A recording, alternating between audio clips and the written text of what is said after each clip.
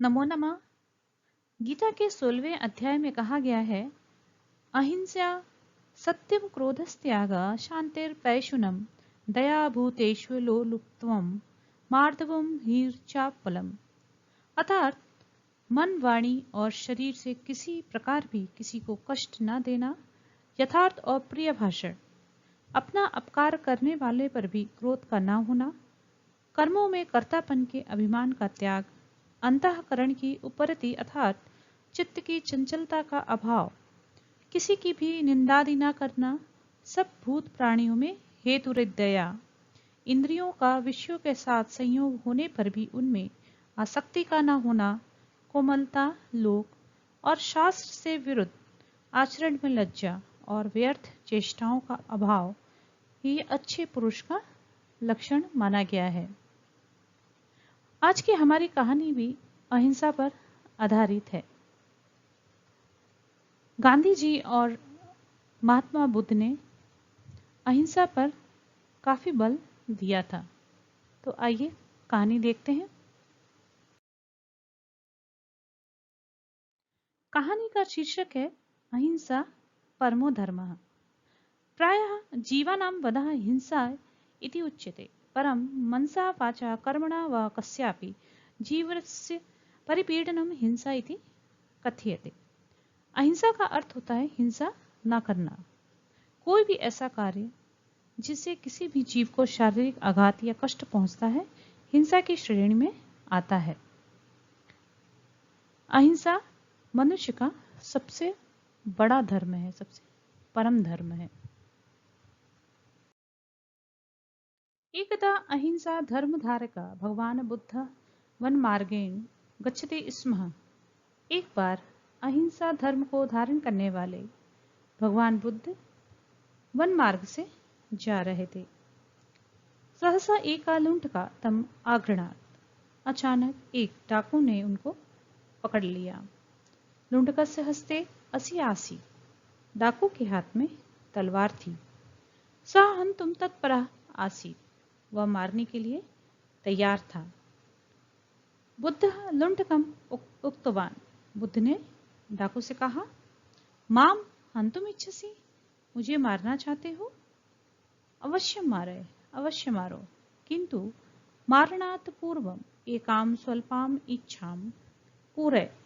किंतु मारने से पहले एक छोटी सी इच्छा पूरी कर दो।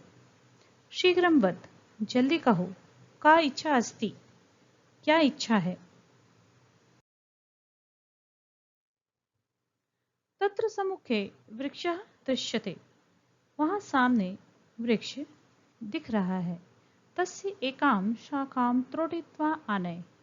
उसकी एक टहनी को तोड़कर ले आओ। अस्तु एतत् एव, ठीक, ऐसा ही करता हूं। इति उक्त्वा लुंठका शाखाम त्रोटित्वा आनयति स्म। ऐसा कहकर डाकू ने टहनी को तोड़कर ले आया। पुनः बुद्ध कथयति स्म। फिर से बुद्ध ने कहा, भ्राता, भाई, इदानीम एताम वृक्षेण सह संयोजय। भाई, अब इसको वृक्ष के साथ जोड़ दो। एतत् कथम भवेत्, ऐसा कैसे हो सकता है? लुंठका आश्चर्य अपृच्छत्। डाकू ने आश्चर्य के साथ पूछा। तामेव शाखाम त्रोटितुं तु शक्नुयात्। तुम उस शाखा को तोड़ सकते हो, परम योजितुं न शक्नुयात्, परंतु जोड़ नहीं सकते। यदि इच्छसि तर्हि माम मारयितुं शक्नोषि। यदि तुम्हारी इच्छा है तो तुम मुझे मार सकते हो। मारणम अपि त्रोटनम अस्ति।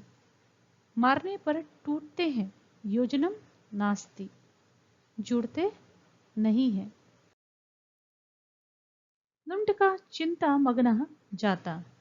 डाकू चिंता मग्न हो गया, सोचने लगा।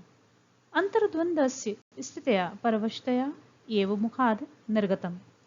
अंतर्द्वंद की स्थिति में आकर मजबूर होकर मुख से उसके निकला, अद्यावधि त्रोटन मारणम एव महत्कार्यम इति जानन आसम। आज तक मैं तोड़ने मारने के कार्यों को ही बड़ा जानता था। लुंट का अवनता जाता, डाकू नीचे झुक गया, यानी कि वो बुद्ध के चरणों में बैठ गया। योजनम जीवनदानम मारणात् अधिकतरम सुखदायकम अस्ति। योजनम मतलब जोड़ना, जीवन दान देना मारने से अधिक सुखदायक है। यानी कि जो जीवन दान होता है किसी को देना, वो मारने से भी अच्छा होता है। मित्र यदा मृत्वा पश्ये तदा अनुभविष्यसि। हे मित्र, यदि मरोगे तो अनुभव करोगे। इति तम बुद्धः बोधयति स्म। इस प्रकार बुद्ध ने उसको उपदेश दिया, उसको समझाया। लुंटका असिम त्यक्त्वा बुद्धस्य चरणयोः अपतत्। डाकू ने तलवार छोड़कर बुद्ध के चरणों में गिर गया।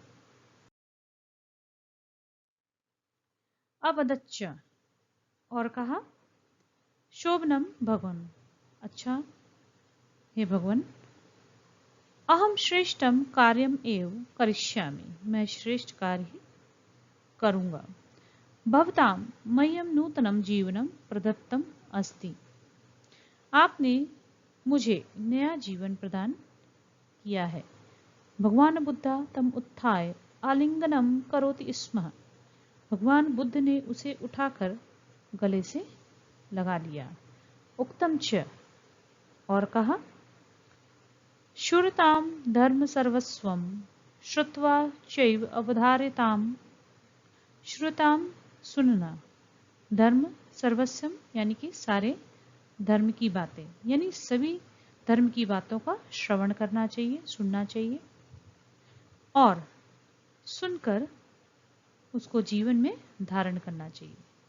आत्मना प्रतिकूलानि, आत्मना यानी अपने को, स्वयं को, प्रतिकूल लगने वाला आचरण परेशान न समाचरे, दूसरों के प्रति कभी भी नहीं करना चाहिए।